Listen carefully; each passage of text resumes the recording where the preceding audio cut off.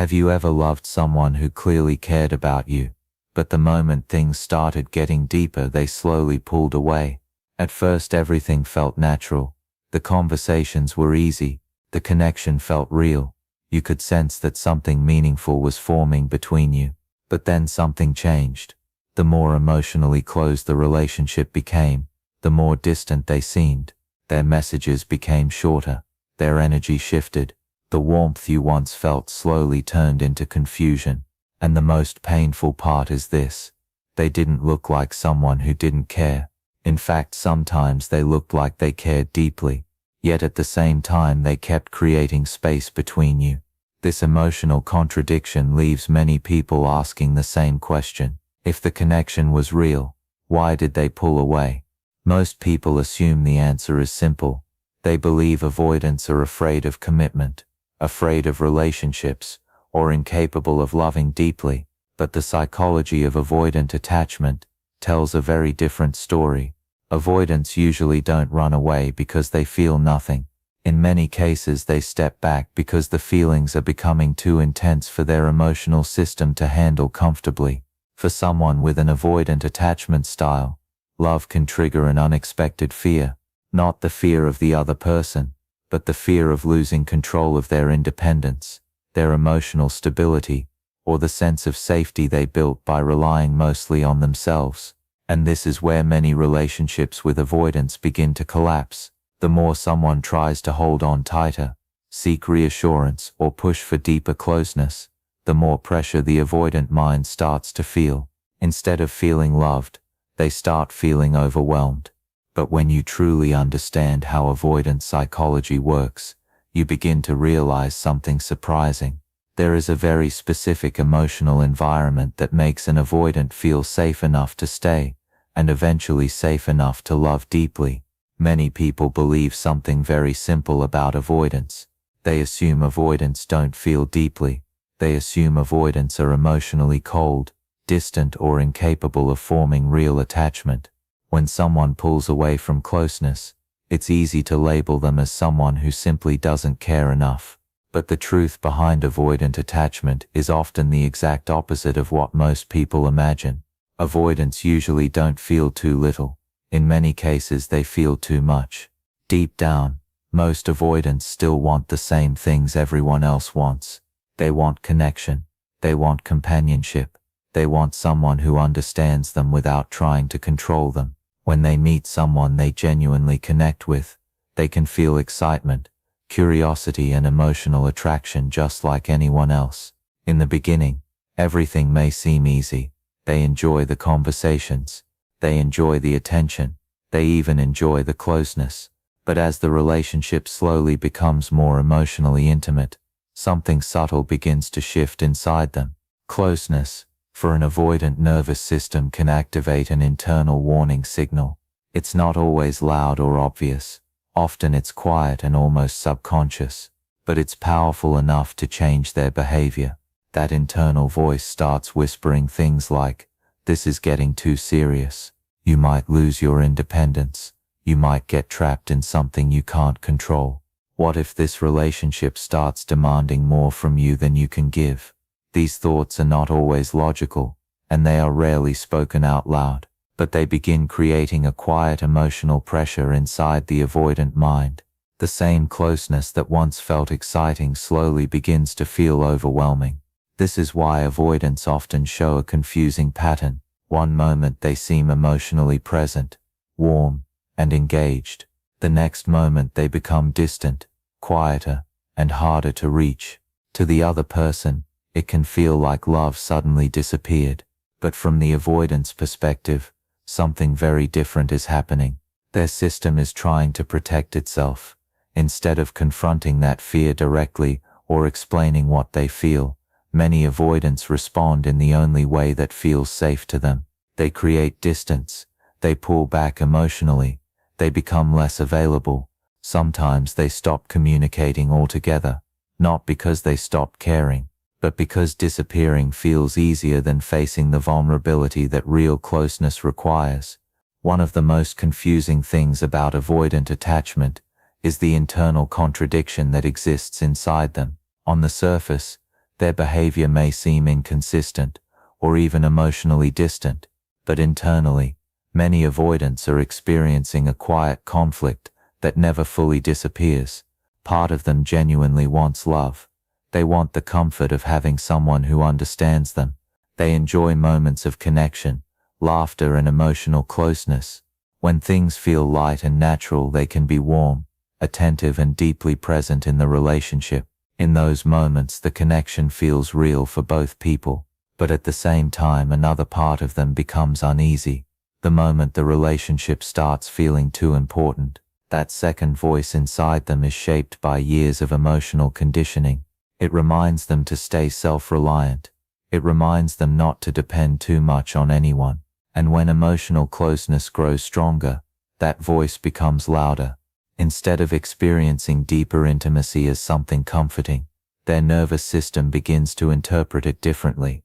What feels like romance and emotional bonding to one partner can start to feel like pressure to the avoidant mind. This is why the same moment that feels like the relationship is progressing can also be the moment the avoidant begins pulling away. As one person moves closer emotionally, the avoidant may feel a growing urge to create space. They might become less responsive. They might avoid deeper conversations. They might suddenly seem distracted, distant, or harder to reach. From the outside, this shift can feel incredibly painful. The partner who is trying to build a deeper bond often reacts in the most natural way possible. They try to communicate more. They try to seek reassurance. They try to fix whatever seems to be going wrong. But this is where the emotional tension between both people quietly grows. Because the more one person begins chasing clarity, reassurance, or closeness, the more the avoidant mind starts interpreting the relationship as overwhelming. Inside their thoughts, a familiar message begins repeating itself again and again. They start telling themselves that things are moving too fast. They start feeling like they need to breathe again. And slowly, almost automatically, their instinct pushes them toward the same solution they have relied on for most of their lives. More distance, more space. To truly understand avoidant behavior, you have to look much further back than the relationship itself. Avoidant attachment rarely begins in adulthood. In most cases, it starts years earlier, long before you ever entered their life. For many avoidants, childhood played a powerful role in shaping how they experience closeness. During those early years, emotional needs may not have been fully met in a consistent or safe way. This does not always mean their childhood was obviously traumatic or abusive. Sometimes the environment simply lacked emotional responsiveness. Feelings may have been ignored, minimized, or treated as something that should be handled alone. Over time, a child in that environment begins to adapt. Instead of naturally learning that emotions can be shared and supported, they begin learning a different lesson. They learn that relying on others might not always lead to comfort. Sometimes it leads to disappointment. Sometimes it leads to rejection. And sometimes it simply leads to being misunderstood. Because of that experience, the child slowly develops a protective strategy. Rather than turning outward for emotional support, they begin turning inward. They become more independent with their feelings. They start solving their problems alone. They begin teaching themselves not to need too much from anyone. At first, this coping mechanism feels empowering. Being self-reliant creates a sense of control. If you don't depend on others emotionally, you reduce the chances of being hurt by them. Independence becomes a shield that protects their inner world. But as years pass, that shield slowly becomes a habit. By the time they reach adulthood, this pattern is deeply wired into their emotional system. When relationships start becoming emotionally intense, the old protection system quietly activates again. Their mind remembers the rule it learned early in life. Staying too emotionally dependent on someone can be dangerous. So instead of learning how to move closer during vulnerable moments, many avoidants learned the opposite skill. They became experts at stepping back. They learned how to create emotional distance before things feel overwhelming. They learned how to detach before vulnerability feels too exposed. And eventually, distance itself began to feel safe. Not because they don't value connection, but because space became the only way they ever learned to protect their emotional stability. Here is the part that most people misunderstand when they try to build a relationship with an avoidant. Many believe that if they just explain their feelings better, show more love, or try harder to prove their loyalty, the avoidant will eventually open up. It feels logical. When someone pulls away, the natural reaction is to move closer and try to fix the distance. But with avoidant attachment, that approach usually creates the opposite effect. You cannot force an avoidant to open up emotionally. No amount of pressure, convincing, or emotional intensity will make them feel safe faster. In fact, the harder someone tries to push for closeness, the more the avoidant mind begins to feel overwhelmed. What looks like love and effort to one person can start to feel like emotional pressure to the avoidant nervous system. This is why many people feel stuck in a painful cycle. One person keeps trying harder to bring the relationship closer, while the avoidant keeps creating more distance to regain their sense of control. The real shift begins when you understand something important about avoidant psychology. Emotional safety for them is not built through pressure or urgency. It is built through a calm, predictable environment where closeness grows naturally rather than being demanded. There are three powerful elements that create this kind of emotional safety. The first is space. Space does not mean emotional coldness or ignoring the relationship. It means allowing the avoidant to experience closeness without feeling trapped inside it. When they know they are not being controlled or rushed, their nervous system can relax instead of becoming defensive. The second is consistency. Avoidants slowly begin to trust when someone shows the same emotional stability over time, not intense affection one day and frustration the next, but a steady presence that does not create sudden emotional pressure. The third is emotional calm. Avoidants are extremely sensitive to emotional chaos. When relationships become filled with conflict, accusations, or constant demands for reassurance, their instinct is to protect themselves by stepping away. But when a relationship feels calm, balanced, and emotionally stable, something surprising can begin to happen. The very closeness they once feared slowly starts feeling less threatening and more safe. Something very subtle begins to happen when an avoidant finally starts feeling emotionally safe in a relationship. It is not dramatic, and it rarely happens overnight. In fact, most people might not even notice it at first. But internally, a quiet shift begins taking place inside the avoidant mind. For a long time, avoidants move through relationships while constantly scanning for emotional pressure. They are paying attention to signs that the relationship might start demanding too much from them. They look for moments where expectations become heavy, where emotional intensity rises too quickly, or where their independence begins to feel threatened. Because of this constant alertness, many avoidants spend a large part of their relationships in a defensive emotional state. Even when things are going well, a part of them remains cautious, waiting for the moment when the relationship might become overwhelming. But when they experience something different, a connection that feels calm, patient, and emotionally stable, that defensive system slowly begins to relax. Instead of constantly preparing to protect themselves, their mind begins to settle. They stop expecting sudden emotional pressure. They stop anticipating demands for reassurance or control. The relationship begins to feel less like a situation they need to manage, and more like a space where they can simply exist. And this is where the real shift begins. When an avoidant no longer feels emotionally overwhelmed, their walls start lowering on their own. Not because someone convinced them with words, not because someone pressured them into opening up, but because the environment around them stopped triggering their instinct to withdraw. Trust for an avoidant is not built through persuasion. It is built through repeated experiences of emotional safety. Each calm interaction, each moment where they feel respected rather than pressured, slowly changes how their nervous system interprets closeness.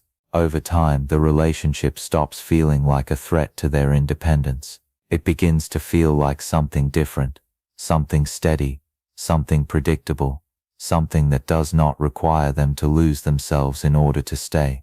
And for someone who has spent most of their life protecting their emotional boundaries, that kind of safety is incredibly rare. When they finally experience it, something powerful becomes possible.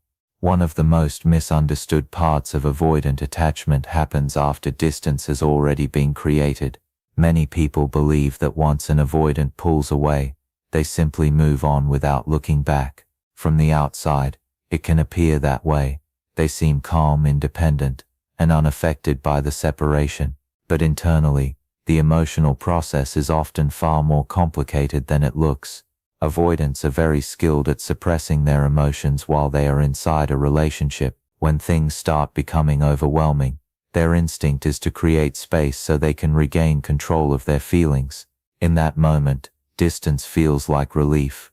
It allows them to escape the emotional pressure they were experiencing. But something interesting tends to happen once the intensity of the relationship disappears.